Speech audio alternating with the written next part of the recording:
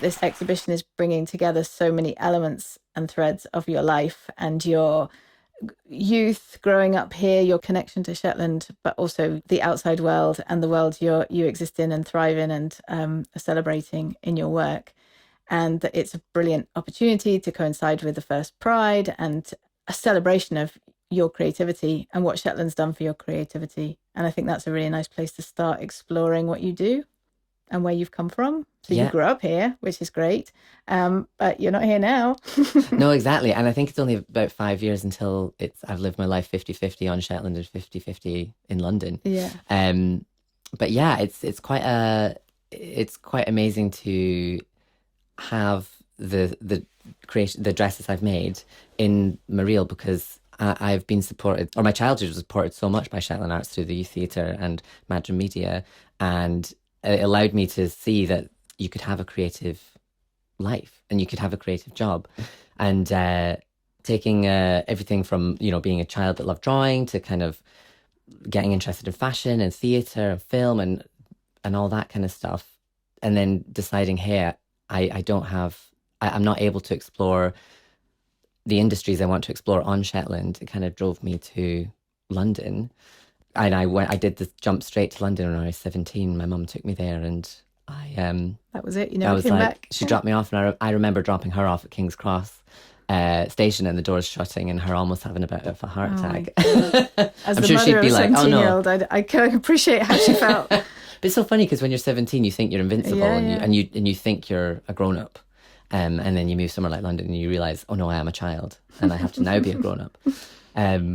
But coming from Shetland and then wanting to explore fashion, I then didn't like the people that I met in fashion. I just did a portfolio course there, and the idea was then to go to St Martin's and do the BA women's wear course if I could. And that was like years of planning of my teenage years, just within a month gone, because I didn't think my life would be very fun, because I thought it was going to be quite miserable, and it was very fashion business orientated what I was doing. It wasn't about the couture, creative, decoration on the body kind of things that I wanted to be doing. So I switched to doing a set and costume design course. Now, I went to a drama school because I thought, oh, that would be really good. It'd be really practical, but it ended up being incredibly set heavy, and I missed the costume element of that. So I did that for many years, and I then graduated from that and worked my way through theatres as a dresser, as a wardrobe assistant. I then started making, and now I do a lot of making for theatre and a lot of making for drag queens. And being able to take the work that I do for drag queens back to my hometown to show them off, I now don't know as many people walking around the street anymore, because everyone's new, everyone's kind of like grown up, but being able to take it back to Shetland, where I come from, is amazing and kind of emotional, because it means that I'm able to show Shetland who I am now. Whereas oftentimes when I've come back recently, I'm kind of like, oh, I don't really know who I am anymore. I don't know if I'm the version I was when I left school, or the version I was when I was coming back for university, or the version I was when I was like in youth theatre and Madrim, and like having to live up to those kind of things. Whereas now I feel like, oh, I can actually bring all I've been doing, I can show it to people. I can be like, hey, this is what I do for a living. This is how I make my life. And maybe it's highlighting the connections that you have to the place, or the influences that Shetland's had on your career, like laying it bare for you, when maybe previously you wouldn't have seen those connections or been open to them. But by bringing it back here now, it's sort of laying it all bare. Well, yeah, and being invited to kind of think about my past as a whole. Like that's kind of what this exhibition is. It's like a retrospective in a way, isn't it? I mean, the work is probably from the past 5 years, but the way in which I work has been a long time coming, like for my whole life. And maybe one other thing we should just speak about is the idea of drag for those who don't know what drag is or understand it, or maybe some people think it is a nonsense, or, there's a political side to it, and there's a very strong sort of, it comes from protest, doesn't it? So it's not just people like, it's not just costume. Do you know No, what I mean? There's a serious side to it. There's a huge serious side to it, or a huge kind of, or not even, there is a serious side to it, but it should be taken seriously rather than it being serious, because there is a huge, drag exists because it comes from people who were not happy with the status quo way of living. Like, they wanted to express themselves in a certain way that society was actually like, not even just like, no, that's not okay. They were like, that's illegal. You can't do that. Off to prison with you. And this absolute need and desire for people to express themselves through clothing and decoration that was possibly the gender opposite to them, is really powerful. Like, it's not just a desire; it's an actual need to be able to do it. And centuries old. Centuries old. Spoons are from the 16th, 17th century. Yeah. You know, it's like, you know, people having an alternative identity. Like, drag didn't get created with RuPaul. Like, there's a huge history to it. There's like this amazing group of queens from the 60s called the Coquettes, and they literally inspired the drag queen Divine so much, and they just were ripping up the rule book of what gender was and what it meant to be, not even just a person, but like a queer person or a gay man. And, you know, it was a very, very political act to exist within the spaces that they performed in, because it was brand new and it was exciting and it was messy and dirty. So yeah, drag has so many different facets to it, and I often worry that RuPaul has put it into like one thing. And what RuPaul's Drag Race does is it says this is drag, but it's actually, this is RuPaul's drag. This is the drag that RuPaul does. There's other drag, like talking about Divine, coming from, she was discovered by John Waters through his films that they were making in Baltimore back in the 60s, 70s. And she was about being grotesque and loud and really shocking, and it was supposed to make people really uncomfortable, but that came from a desire to be seen, and to be able to express themselves authentically. Until you've seen it, you can't do it, and everyone is seeing it kind of like maybe in the form of digital media, like on the television and at TikTok, but to actually see real things in 3 dimensions, in the room. And also to see the craftsmanship. That's what's blown me away, is the artistry in every little detail of what you've done. And you don't really get a sense of that when you see it on screen. No. And it's funny because I always call myself a big picture designer, and a big picture kind of like, it's all about the whole image.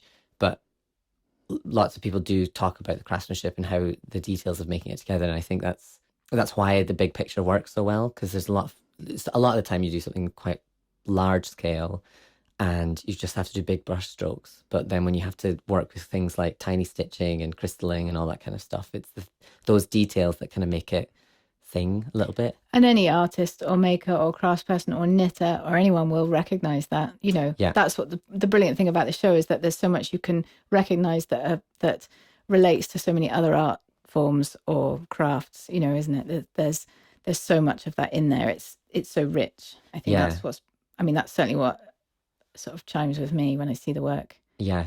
And I think coming from Shetland, and maybe talk a little bit about the importance of makers in terms of traditional crafts in Shetland. Yeah.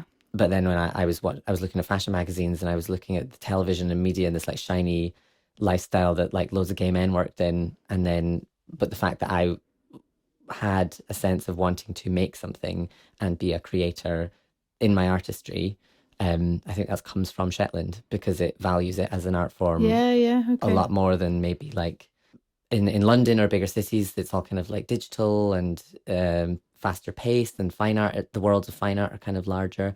But the fact that it's a craft, I come from somewhere that prioritizes craft and is proud of it, and is really proud of it, and it doesn't diminish it into fabric and textile crafts being kind of like female industry historically, and therefore kind absolutely. of like delegitimized by like men or male art worlds.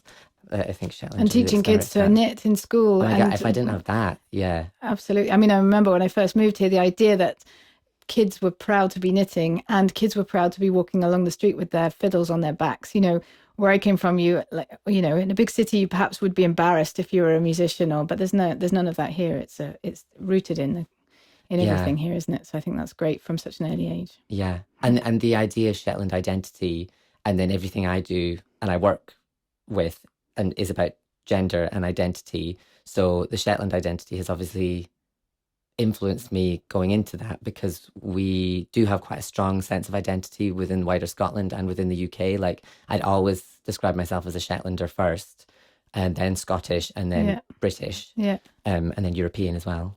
But I think when you come from an island that has such rich identity, taking that and going forward to then explore my queer identity through the gay scene and the queer worlds of London and nightlife and media, it's always nice to have something to latch onto that kind of teaches you to navigate how to think about yourself. And I'm sure that sense of that rootedness is part of your success. Yeah, I hope so. Yeah. I'm sure that comes through. I'm sure that must be part of it. Well, I think I do have quite a strong visual identity for being a designer. It's all I play with ideas of femininity, but then putting that on a male body, that's incredibly political, because historically you would be arrested if you were wearing the wrong gendered clothing, especially in America when Stonewall was happening. So that's quite a political thing to bring forward. And anything that takes away from the status quo of gender is queer, and that's what I like to play with. So playing with femininity, allowing like my childhood self to play with like real life Barbies, which basically drag queens are. Yeah. I'm really fascinated in how your early years have supported you in that journey that you've made from Shetland through to what you're doing now. And I'm sure that I see that in a lot of other young people in Shetland who do have that kind of support from the community. And you spoke earlier about just feeling welcome, like connected and to so much of the community, even though maybe you grew up not fitting in lots of respects at that time, but you were fundamentally, you felt supported by the community. Yeah, I really did. And I think it goes to my mum was very encouraging of allowing us to explore anything we wanted to do. And that started with like in the house. So I was incredibly feminine as a child, and that was very supported by my mum, and I was allowed to express that. And I think that stood me in really good stead for now. And then also we had free musical education going through school. So we were able to express ourselves musically from a very young age. And then you get into kind of like traditional music scenes, which I kind of dallied with, but that was kind of more my sister's thing. And, when you're siblings and you're young, you just want to have your own thing. Yeah. But the fact that was an accepting world as well. And it was an art form that kind of gave permission to young people to experiment. And because the social element that goes along with that, it is a very accepting, encouraging place.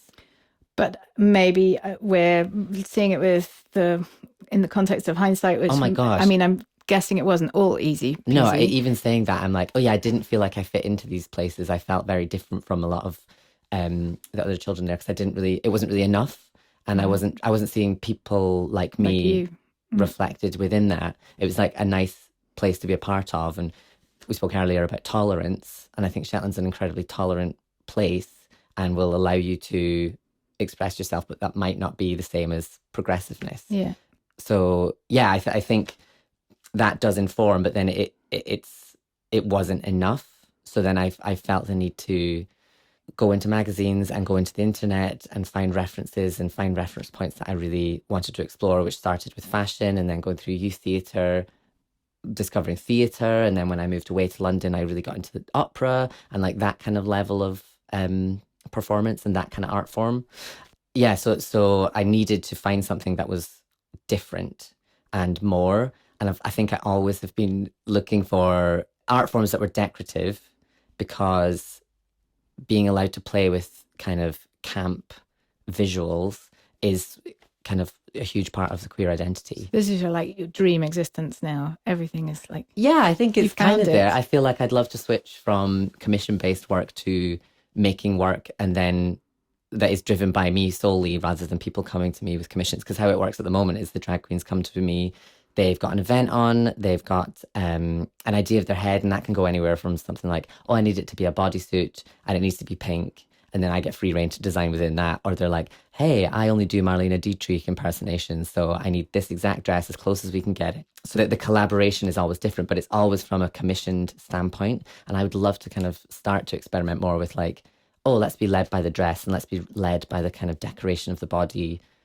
so like a dream project of mine would then be to get involved with a dance company, and I work with a composer to then you get the music, and then the costuming comes from that, and then the dance is then choreographed around what the costumes are and what they can do, rather than it being a traditional performance-led thing of like script or composer, then go to like movement or direction, and then the costume being the decoration on top. Like I'm really into it just being such a core part of whatever art form it is. Oh, it sounds fantastic. It sounds amazing. It's a pipe dream, but it's a great pipe dream. But some of your outfits in the exhibition, you look at how they've been designed. There's so much artistry in what you've created. You're not only an amazing physical maker, you know, you've also got an incredible imagination to be able to design, you know, the Dali telephone. It's just insanely, I mean, it's sculptural, isn't it? It's a piece of sculpture. Yeah, it's really funny because I've recently found out about myself as well that I have this thing called aphantasia where I don't actually see pictures in my head. So, you know, when someone says, oh, imagine something, and you actually see something in your head, I just have always had pitch black. So I can't actually see something. But then I am very, like, I can make things with my hands. So I have an imagination that is like really strong because it's I can conceptually understand what that image is supposed to look like, but it's like it's darkness. And then I think what I've been doing my whole life is figuring out how to make the things I have in my imagination in my hands, through my hands, and I then, once it's created, then I can see it. Do you know what I mean? That's amazing. No, I've got no clue what you're talking about. I talk to so many like visual people and they have no idea. Yeah, because I'm a very visual person. Yeah. But so maybe the haptic qualities, you know, the sort of touch and the feel of something is incredibly important, and maybe that comes out in your work, because obviously the textures in your work is like, and the form and the flow of everything is that's what comes across to me when I see that work. It's like stunning. Well, so that must come from your touch of it then. I think so. And I think it comes from, I had these ideas.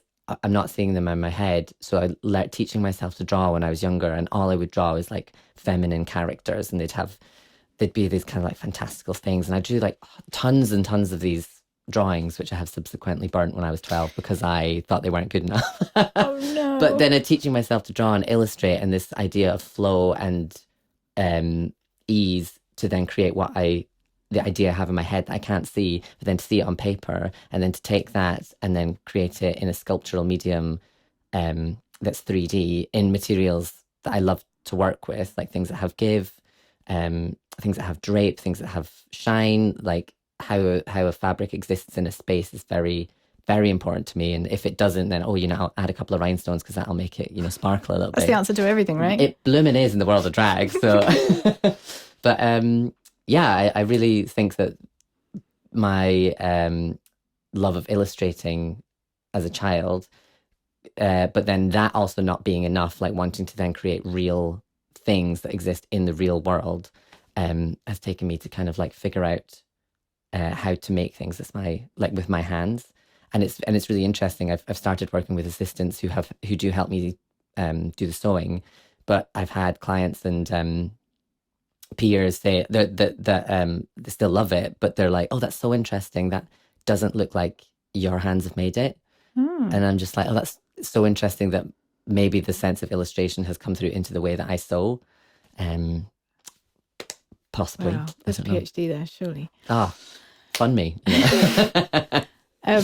So maybe we should speak a bit about drag as an art form and what it means. Obviously, there's not a big drag scene in Shetland, as far as I know, but there is in London. Yeah. And how important that is as a cultural form.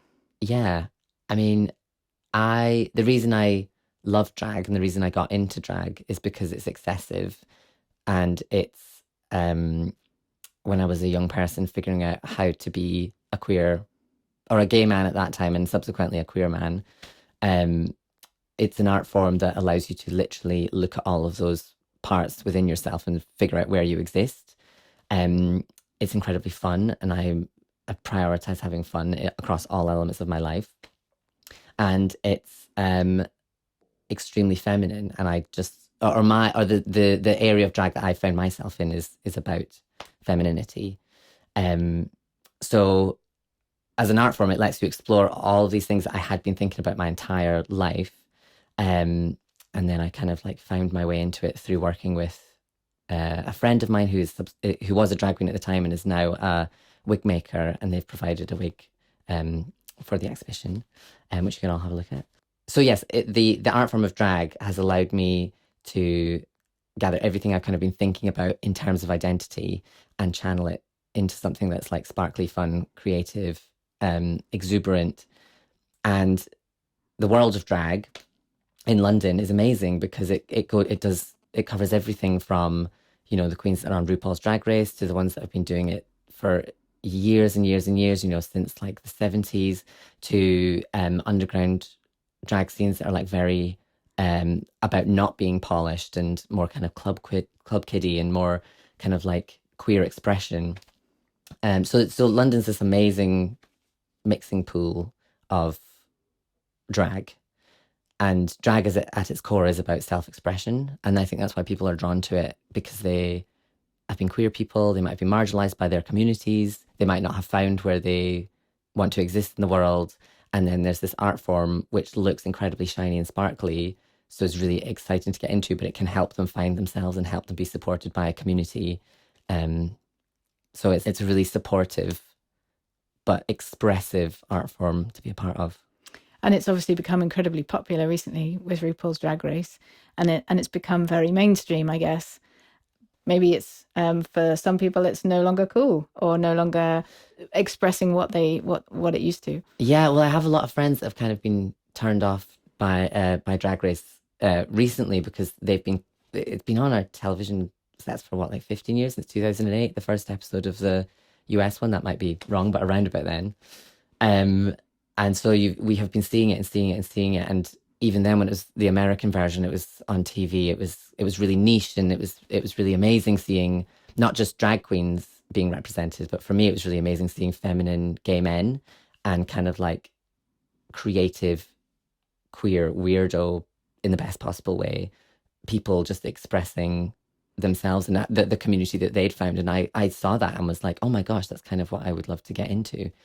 But yeah, there's lots of people who don't engage with it anymore, but I love the fact that it's become mainstream, because if you think about rural queer people and trying to find themselves, possibly not with that many queer people around them, they can log on to the internet or they can see it on TikTok. And when you were saying earlier about your childhood and growing up, and it's obviously very different now with social media, people can access that. You know, people maybe have a better understanding of other ways of life and how they might be, you know, as they're growing up, through social media and through Drag Race and all those sort of, all the access to all that imagery and all that information, which presumably wasn't available to you so much no, and I think that is the mainstream of RuPaul's Drag Race. It means that like somebody's parent who might not get it, they can watch this with their queer child, and they get to see the fact that not only will they be accepted as gay, queer, whatever, they are going to be celebrated in the world, that there's an industry that they can go into, that if they want to pursue this, it's not only drag is not only just a creative art form for the struggling artist. Like, you can make lots of money in it. Like, there's commercial elements to it as well. So it's just kind of exploded from being incredibly underground and even within the gay community quite like overlooked, to it being so celebrated within like 10 years. So it's just amazing how fresh and brand new it is. And lots of people talk about it. Is this a trend? Is this a fad? Is this going to disappear? Yeah. But I would like to think that it might not exist in the commercial stage for as long as possible, but it's having a huge impact on a lot of young people's formative years, straight people as well, because they're going to see this and they're going to accept it. So even if the kind of sparkly drag aesthetic that we have at the moment disappears and was a trend, I think that there's going to be something about the way that people express themselves that they've found through this mainstream drag culture that is going to continue and just make for like a really exciting future. We should speak a little bit about any advice you would give for anyone wanting to enter this world or to, you know, use their creativity in a new journey once they leave Shetland or bring something back here in the future, or Yeah, I think find their place, I guess. yeah. I suppose I'm quite like an anxious creative person, so I get very anxious about things. I think the advice that I would give to young people wanting to get into something like this is that you just have to do it. You have to push through the fear and the anxiety of, oh my gosh, maybe I'm not going to be good enough. Because there's for years, I burnt all my drawings when I was 12. Yeah. And that was because my hands and my brain and my skill set wasn't at the level I had in my head that I could achieve. And I think I'm only just now reaching the level of, it's not perfection because that's not what I mean, but the level of skill that I wanted to be able to put or I've always wanted to be able to put out in the world. And the only reason I'm there is that I've like pushed through that anxiousness and that fear of it not being good enough and just made it happen. And I mean, there's loads of things in the exhibition that I could like lift the skirts up and I could point out every single flaw, but the feedback that I'm getting is that it looks amazing all the time. So that's, you just have to forget about that bit. But that's part of evolving as an artist, isn't it? Yeah. I mean, I remember crying over the fact that I couldn't write perfect calligraphy like my school teacher used to. Do you know what I mean? I used to cry over stuff that I couldn't do. And you have to go through that to challenge yourself to get better, I'm sure. Yeah, and I can't remember what the quote is, but someone there's a quote about this, is that the number one reason that people stop doing things is because they can't achieve what they want to achieve. And the only way you'll do that is by trying and trying and trying. Mm-hmm. So just make sure you do it. Make sure you try it. You'll be rubbish. Like if you were good at it, like from the first time, or you were able to achieve the level that you wanted, what would be the point in exploring it? Because you'd peak too early. So you've got to kind of try things. You've got to make it work. You got to make mistakes, and you got to like cry a lot. Like I've cried a lot through this industry, and like my creativity. There's lots of times I'm like, why am I doing this to myself? What's the point? This deadline. I've charged so little for this outfit. I'm making no money. How am I going to pay my rent? All that kind of like struggling artist stuff. But then you push through it and you manage to create amazing things. So yeah, you just have to do it and make sure you go out your comfort zone. That'd be the other thing. Like you're never going to make good work if you're in your comfort zone all the time. And also all this comes after school. Do you know what I mean? School, you don't need to have, I feel like sometimes the curriculum hems you into a certain way of thinking. Oh my gosh. It all comes afterwards. Yeah. So if you feel like you're restricted at school or things aren't fitting right for you, that doesn't mean that it's going to be like that when you leave and when you... Well, this is the thing. Like I loved art as a subject at school. I loved art too. And if any of my old art teachers are listening to this, like hello, and I loved it. But I remember during a kind of the design project, there is a module that you could be graded on that was fashion. I said I really want to do fashion. And they said, oh no, we don't let you do that. We do it in these certain things because this is the way that we can market more easily and it fits into the boxes and all that kind of stuff. And I remember being so I just remember being so unseen because it was like my whole life at that point was to run away and be a fashion designer. And I was just like, oh my gosh. So I wasn't even able to experience, I mean, we did jewelry and I kind of like fudged the jewelry enough that it was a kind of like wearable piece of art.